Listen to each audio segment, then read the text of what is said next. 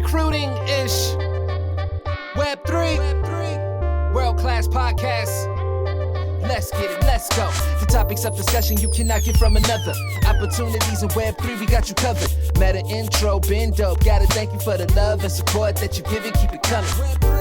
We going up in jet speeds, interviews with the crews, making moves. Let's see, it's a brand new world of NFTs. Join in Recruiting-ish podcast, yes please. Join in Recruiting-ish podcast, yes please. Metaintro does not give financial advice. Information provided by Metaintro is intended to be used and must be used for informational purposes only. Always do your own research on the companies that you apply to and the opportunities that you invest in.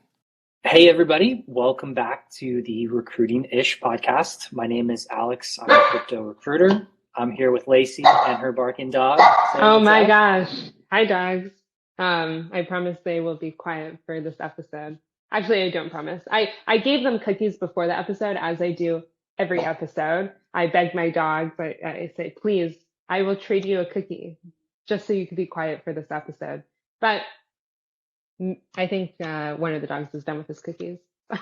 Yeah, I think they're raising another cookie round or something. They I know. gotta get some more in there. But They're smart dogs. well, interesting episode we've got here. I mean, there's been, I don't even know what to call it, just craziness in the market of crypto, of banking. We're recording this on Thursday, March 16th. It'll go live and you'll be listening to this on Tuesday, March 21st. But last week was nuts. Banking sector kind of fell apart. A lot of large banks, again, coming apart at the seams. Craziness on crypto Twitter, a lot of people freaking out, a lot of retail users, founders, Lacey included, being affected by this. So this episode's a little different. We're just talking about kind of what happened from a founder's perspective, from somebody in Web3, and kind of what this means and what it was like going through and how to go forward. So Lacey, I don't know where you want to start or what context you want to give, but Yeah. Tell us a little bit about the wild week that you've had. Yeah. Let's talk about the SVB crash from a startup founder's perspective. Because if you were scrolling through crypto Twitter over the past weekend, most likely the people that you saw tweeting were the VCs and the people mocking the founders that decided to stay at SVB, or unintentionally were still had their money locked up in SVB. So just to paint a picture of what my Thursday looked like of last week, I'm on my couch watching the news at night. Have my dogs. We just my boyfriend and I just ate dinner, and scrolling through Twitter, and I see some people starting to talk about the stock falling with SVB. That did not necessarily raise an alarm with me. I didn't quite think that it would have eventually escalated to what it was. For context, I've been with SVB since the start of Metaintro. The fact that SVB banked us was a really big deal. Banking with SVB in the startup world is kind of like banking royalty, if you will. In a lot of ways, there's prestige that comes with it. The startup founders and the venture funds that the bank banks is, a laundry list of like the biggest and the best. And we had to go through a ton of diligence just to get in. And then they finally said yes. And so it was a big moment for us banking with SVB. The interest rate was also great, so we were super happy with it. We parked a ton of our cash there, and went on with our lives. Fast forward to Thursday, scrolling through Twitter, I see a ton of people just starting to talk about the stock crashing. Somebody writes, startup founders should probably get their money out. And I tweet on top of it jokingly, should I get my money out? Joking. Not really thinking much of it. And then the next morning at like 6 a.m., I'd say, my phone started to go off just from like notifications, chats from other people, other founders, and my co-founder that says, we need to get our money out of SVB now. And I write back, yeah, I'm going to get it out today. Don't worry about it. And then I would say around 8 a.m. I would say around 9 a.m. I get a call from one of my investors that says, you took your money out, right? And I said, well, I was going to get to it today, and hadn't seen the news quite yet. And so he says, the FDIC just shut down the bank, or the government just shut down the bank. And it took a minute just to process what that even meant. And so immediately, I went to my computer, went to my bank account to try to log in. Couldn't log in, got a 404 error, called my co-founder frantically. I'm like, how the F do we get our money out of the bank? And this was a substantial amount of money, parked with SVB. Luckily, we did have capital in another bank, just enough to operate. But had we not been able to get our money out of SVB, we would have had to drastically change operations and our strategy as to how we were going to get to the next round of capital. And that was a theme of something that I thought about throughout the entire weekend was, I may never see that amount of capital again. How is this affecting our runway? Who do I have to lay off? How are we going to hit the metrics we promised to hit in order to trigger the next round of fundraising? How is this going to affect our community? Not to talk more so about Metaintro and what that means for the job seekers in our community, but if things didn't unfold over the weekend the way that they did, and this past week, or if you're listening to this episode on Tuesday, the weekend prior to this, a ton of people would have been laid off, and I wouldn't have had anywhere to place these individuals. So I just imagine great, we have half the amount of capital that we did before. I have to lay off certain people on my team. I have, if not hundreds, thousands of job seekers in my community upset because there's no jobs to forward them to. It would have been a really bad unraveling. And so it was a long weekend, to say the least. I think there were a ton of takeaways over how I handled the weekend that I am very proud of. And that includes open communication with my team, constant communication with my investors, and strategizing on how we would move forward as a company without that capital. And so a ton of lessons learned over the weekend on the importance of diversifying your portfolio, banking with bigger banks, maybe the importance of DeFi. We are in Web3. And then I think overall, just learning how to remain calm in a situation like that, I think was a big takeaway. It was tough. It was a very tough weekend. So anyways, the weekend unraveled as it did. I was obviously glued to the TV with the news, glued to crypto Twitter. And come Monday morning, obviously we were extremely excited to be able to take out our capital. However, couldn't. So Monday was also very stressful. We had no success in taking out our money. The site would crash every time we got to the next page. So Monday was also super stressful. Tuesday, we finally wired the money out and then got a message Wednesday of last week saying, hey, just so you know, all of the wires were canceled. That went out because the bank couldn't handle how much money was being wired out. And so everything else to say, capital is safe, but it was definitely a pretty crazy weekend. The funniest thing, however, and this is the last thing I'll say in it, the funniest thing from this past weekend was SVB finally called us on Tuesday, our banker. And, she called, and I love this banker. She's wonderful. She had to apologize on behalf of the bank, which is nuts. And the first thing I told her was, I hope to God you are getting paid double time. The fact that you have to call all of these incredibly angry founders and VCs and apologize on behalf of the bank, I hope you are making so much money to do that. And, she laughed. And so I get my co-founder on the phone, and one of the first things he says is, what kind of incentives do you have for startup founders to stay with the bank? And I was like, Brad, hey, smart gotta man. ask. So she didn't have an answer, but I could assume, just given the communications that I'm getting and whatnot, that there will be some incentives to stay with the bank. But I don't know why I would have any reason to stay with SVB. I just think that the way that they handled communication, the way that, they how everything happened.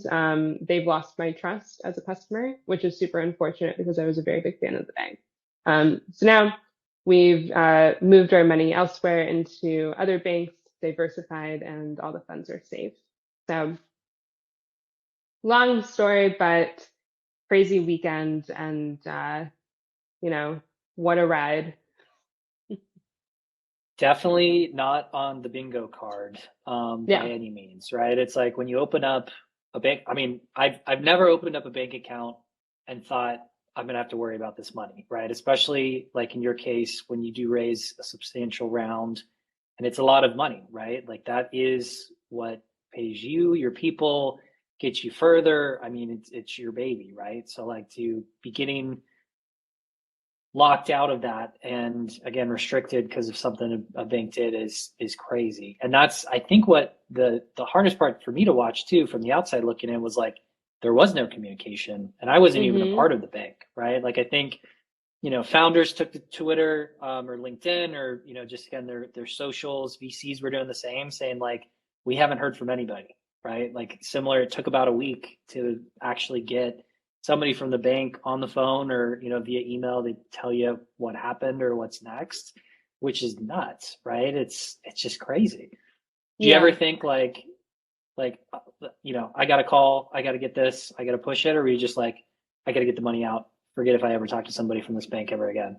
Yeah, I just had to get the money out. Your job as a startup founder is to protect your capital and your runway at all costs. And so the first thing I thought was like, how on earth do I get my money out? And so Friday, there's an SVB branch in Beverly Hills, which is the closest branch next to me. Like it was like very much a Hail Mary. And I don't know if anybody else listening saw the tweets of the founders outside of SVB up in, I think it was in Menlo Park, the line of people angrily trying to get their money. That was me, but in Los Angeles. So I go up to the bank. There's no one, literally lights are out. There's a notice on the door that says, sorry, we were shut down. And I look in the window and I'm like, wow, this seems desperate right now, but there's a lot of cash in the bank. I have to get it out. And so I go up to the ATM machine. I put my card in, just fingers crossed. There's a hiccup in the system. Did you bring like duffel bags just in case? Seriously. I mean, it was like, gosh. I will pull out that capital in 20s. Like I will do whatever I have to do to get the money out. And so I put my card in, put my PIN in, and then of course I get an error. It spits the card back out. And the receipt says transaction cannot be processed, and the bank account numbers say 0. And that receipt and that credit card might be framed at some point just as a reminder of what happened. But I looked down and I was like, oh my God, what do I do? And so I called a friend who gave me a number to another banker at the bank. I called him. I texted him. I'm like, Hail Mary here that he can help us get money out of the bank. I saw, people on TikTok saying, I know Elon Musk, what do I do to get my money out of the bank? Like literally doing whatever they can to move their funds. And so after I went to SVB, I went to JP Morgan, and, banking in Web3, if you're a founder and you're listening to this, you know how difficult it is to get a bank to bank you. And that's why we were so excited. That's one of the reasons we were so excited to bank with SVB was, oh my gosh, it's such a great bank. And they're willing to bank us, even though we're in Web3. And so, that morning I'm calling other banks, trying to see who will bank us. I'm getting no's. I go to JP Morgan and I go into the private client area and I sit down and I look at the woman across and I was like, please bank us. I just want to give you our money. Like, what do I need to do to move our funds over? And so, luckily Metaintro doesn't have a token associated with it. We're not like a crypto company, if you will, in the traditional sense. So they were able to like do some things in order to get us approved. But opening up that account and then hearing the murmurs of the other founders in the room telling the exact same story of, I bank with SVB, all of my funds are tied up. I have to move money into this. Like, what can I do? I mean, there must have been like, at that moment, there must have been like 5 or 6 other founders in the room just trying to move their funds. And so, luckily, again, we had our capital diversified, but I think about the horror stories that I saw on Twitter of, I just raised $10 million 30 days ago. I can't pay anyone.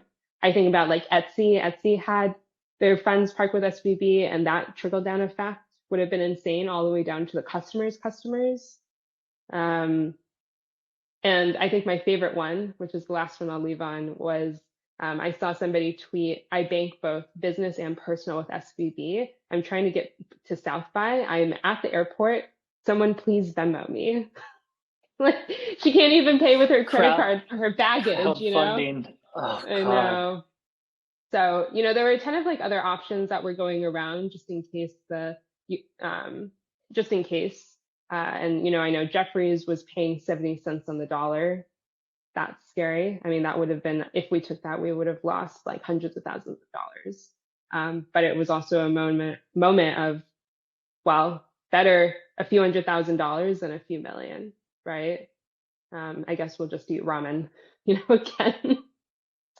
It's crazy, right? That's even like a business model to kind of find distressed companies in these moments of, again, panic. And I'm sure a lot of people took that. I mean, I've heard as low as 30 cents on the dollar for people just taking what they can get and walking away. And then again, within 24 to 48 hours,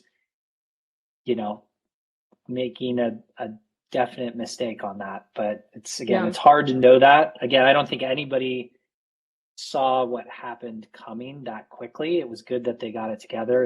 It's insane that it happened, but it's great that they put this package together and everybody was able to get out. But it is weird, right? It's like some people probably went to JP Morgan and they were like, we can't or don't want to take your money. You're either in the wrong industry or we just don't, need it, don't want it. And that was kind of the undertone of all the banking shutdowns and failures, was like this anti-crypto movement almost, right? Yeah. Like it seems like, banking and crypto right now are going through kind of a weird moment where there is very few people left that want to deal with any money coming in and out of crypto, especially from startups.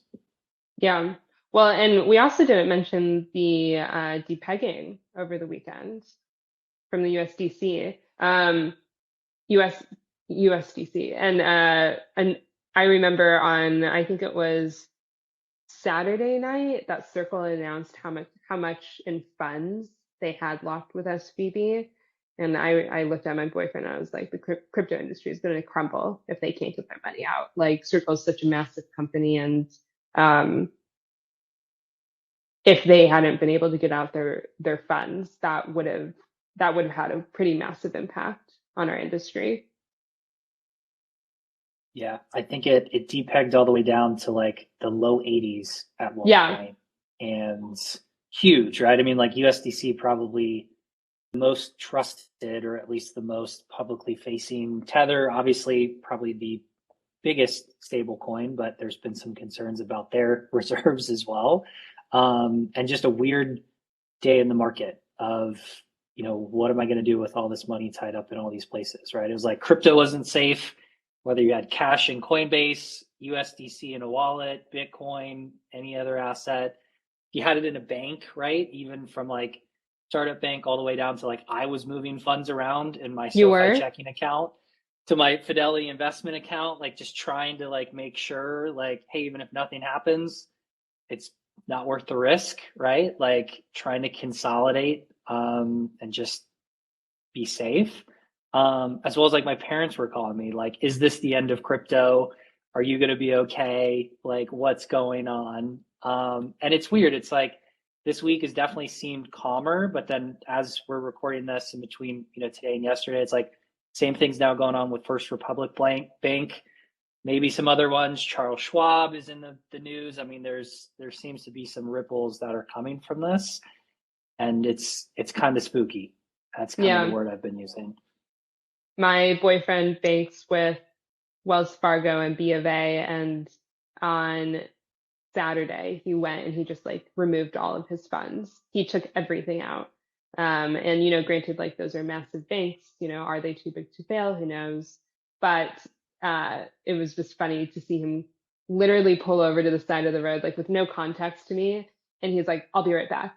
Goes to the bank, comes back and took out all of his money. And, there was another startup founder that I saw on Twitter that said they pulled all of their funds out. I don't know where they ended up putting the money, but it sounds like, putting it under your mattress is also a good safe bet. So that's high, the joke still I high heard. risk, still high risk. But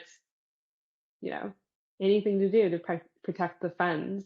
And so you do what you have to do. But we were talking about this before and talking a little bit about what caused the bank run. And, as a startup founder, you have to protect the funds at all costs, but that then caused essentially the bank run. And so for startup founders like me who read the news literally 10 minutes too late, could have collapsed my business. And you do what you have to do and you have to win. But had I read the news 10 minutes earlier, would I have done the same thing and removed the capital? Yeah, probably. I wouldn't have had a second thought about the people that it would have affected within the ecosystem. But it's just crazy to think that that action caused that domino effect. And so crazy times. Yeah, it's weird, right? It's like, I think we both were young during 2008. Don't remember what that was like. I'm sure it was pretty crazy, but to live through that now, be a part of it, be connected to stuff, have it affect you personally is a totally different feeling. And just like you mentioned, this whole thing started over a couple tweets and a couple, podcasts or news outlets covering it, and then it spread quickly. All the way down to I am moving my funds out of my bank just to make sure I'm safe. So it is crazy how far it spreads. And again, it's you can't ever time it perfect, right? Some people got it out fine. There's very few. And we were talking about this too. They were doing victory laps around the people that had money stuck, which is nuts. Should not be doing that. And yeah, just a weird week, right? It even when you get money to a safe place, you're like, is this safe for how long, right? Yeah. How much do I need to diversify, or what do I need to diversify into? Yeah. Well, and I don't think that this is the bottom of the market either. I think we're a few months out from the bottom of the market, just personal opinion. And we've seen it. It's crazy to think where we were just in terms of metrics with Metaintro just a few months ago with the number of jobs that were being posted every month, all the way to now. I literally had just a content creator post something for us on our YouTube channel about why it's so hard to land a job in community and marketing right now in this market. And so outside of SVB and the crash and everything happening within the crypto space, the job seekers are definitely feeling it right now. It's frustrating. Not a lot of companies are hiring. We're also noticing that a lot of companies are farming applicants, which is not cool. And I think everybody all around is just feeling the heat. I agree. Yeah, from a recruiter's perspective, being a recruiter right now is very scary. You're either at a place and hoping you make it to the next day, but your jobs are probably getting lighter and it's getting slower and you're starting to maybe get a little bit more worried, or you're laid off and kind of in between and, there's nobody hiring. So why would they need recruiters? We were talking a little bit before the pod about that, right? If you're not hiring, probably don't need a big recruiting team, and where are you going to go? Because nobody else is hiring either. And then from a job seeker's perspective, it is just so competitive. If you watch a job get posted anywhere in the first probably 24 hours, there's over a couple hundred applicants to 1,000 applicants, and they're all really top talent. So if we're in the middle of it and we're not to the bottom, I'm kind of scared where the bottom is. And we were joking, we did the beginning of the year and calling out how we think the year is going to be. And I said pessimistic, and I'm feeling responsible for this. So it's all your apologize for that. feeling more positive. I'm hoping we're on the up and up. But I don't know. I agree. It still feels like there's more to shake out. And I don't know how long that's going to take before we get to the other side of it. Yeah. Well, we have all of these job fairs that are coming up, as you know, which we're all very excited about. One of the fairs not doing as hot as some of the other fairs, and so we're calling it a resource fair instead. We'll be giving applicants and job seekers and attendees that are there a ton of resources that they can utilize and go through the exercise of during the bear market. So that's like leveling up their skill set, giving them access to educational resources, dusting off their resume, taking better professional headshots, doing these things that are super important anyways, but maybe more so important in a bear market to help your resume stand out. And so it'll be interesting to see what the tone is of the job fair, like with job seekers and recruiters that are there. If they're excited, if they're worried, if they're frustrated, if they're optimistic. So I will report back in about 2 weeks with an update on that. That's going to be interesting. My first conference this year will be Consensus. So You're going? To see. I am. So I'm going with a few of my teammates and probably some of the hire managers I work with, but going to be interesting, right? I mean, like middle of April, so it's still about a month away. A lot can happen up until then. And definitely, kind of like you said, I'm hoping people aren't leaving crypto. I know some are, and attendance is probably going to be lower than what it was in past years, but definitely going to be interesting to see what the tone is, for sure. Yeah. People are still hanging in there. Consensus is an interesting one too, because those tickets are really expensive, right? They were ungodly expensive for what they were last year. They even had like this top tier, like Coachella artist style pass that I think was like $9,000, which I don't know. I'll have to maybe put the link for the ticket rate so you can see the comparison, but it was like VIP backstage pass, the green room access for like $9,000. So I didn't get one of those. Just got one of the just general entries, nothing crazy for me, but yeah, quite odd. Definitely seems like they're trying to make some money back on the tickets, probably because of lower attendance. But yeah, what's your goal out of Consensus? Are you able to share that? Like, hope. I mean, I think for me, like personally, I mean, kind of like you said, the mood on the market, like Consensus is more, I'd say, like kind of business oriented, more institutional focused. So are they scared, right? Are they backing down, or maybe some of the speakers backing out? Like, what does that look like? And trying to see like the sentiment amongst kind of some of the bigger players. And then professionally, I mean, where I'm at, we're still hiring. We're still looking for folks. So again, it's trying to network, trying to get to some people that may be passive or, maybe looking for new opportunities, and just trying to, get the story out about what we're up to. So I think the traditional stuff, but yeah, the last conference I went to was permissionless. And that was when I was with Coinbase and they had announced the offer rescinds as we were at the conference. No way.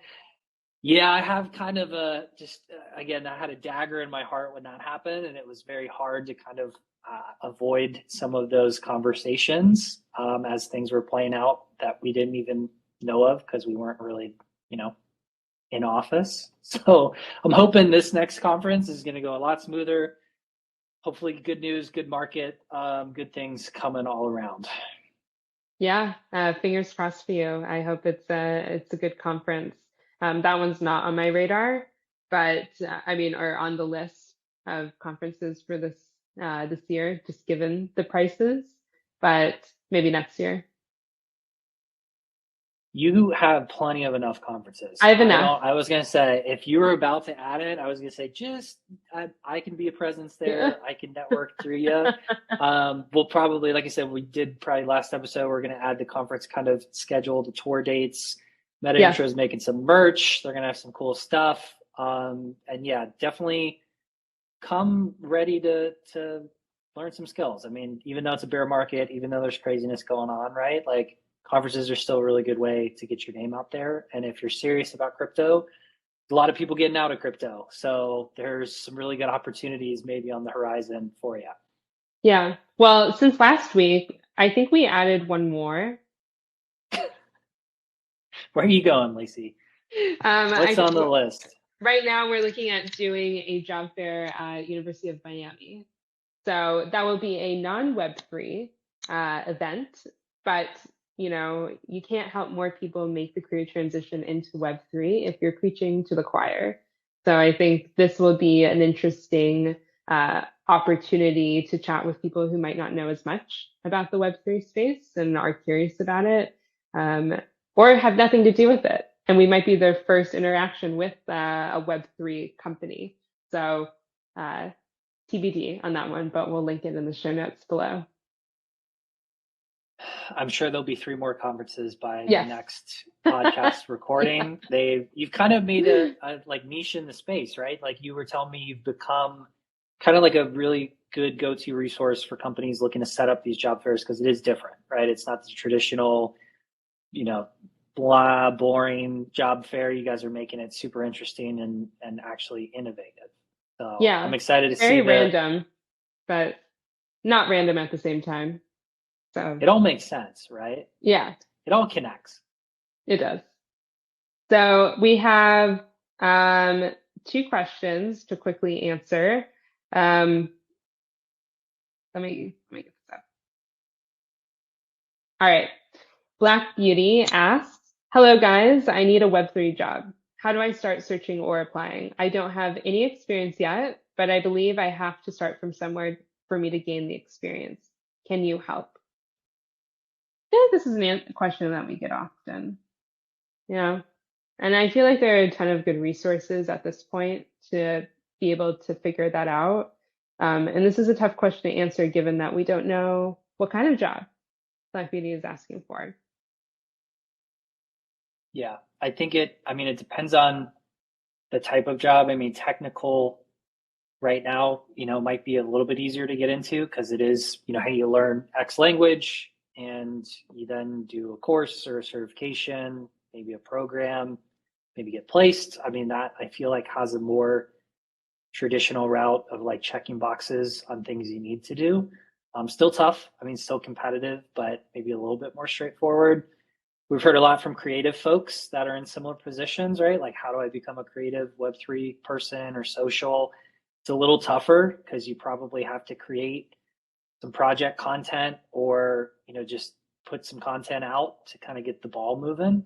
But I think the biggest thing just goes back to kind of education. I mean, watch YouTube videos, watch podcasts, join the, Metaintro Discord, starting engaging with community, trying to network. I don't think there's like a one size fits all secret sauce. You just kind of got to do a little bit of everything until you find somewhere. And then when you get somewhere, continue to hone down on your skills. Cause like I said, with the market and everything, people are condensing and they're looking for people that can do a lot of stuff. So hang in there. I mean, be patient. It took me, I wanted to work in crypto. I think if I've got it, I'm going to put the screenshot up, but I applied to Coinbase in like 2015 or 16, and I didn't work there until 2021. So oh, wow. Took a long time to get into crypto. And now that I'm here, I'm not going. But you had to kind of go through a couple different routes to even get there. So be patient if it takes a little bit. Patience. That might be the title of this episode. Yeah, patience in a bear market, for sure. Well, questions are light this week, just given how crazy it was over the week. So we didn't get to collecting as many of the questions that were asked in our Discord channel. Again, we have a recruiters channel in our Discord. If you have any questions that you'd want us to answer on the next pod, please drop them in the comments, either in that channel or in the comment section below. But in the meantime, I think the next time I will see you guys and see you, Alex, will be at one of the conferences. So, something. Yeah, I know we were talking about, and for anybody listening, we're working on getting like the in real life recordings set up at some of these conferences. So Lacey and I could probably record some if we're at one together, or again, we'll be spinning off some different content. Was watching some of the ones Lacey did at ETH Denver. Super cool stuff. If you're looking through the channels, definitely take a look. Some different content outside of just recruiting, but talking through, founders, stories, products. Gotta say, you guys are really pushing out some cool stuff. So thank you. All of that coming soon, regardless of the bear. More content. All right, guys. Well, we will see you on the next one. See you then.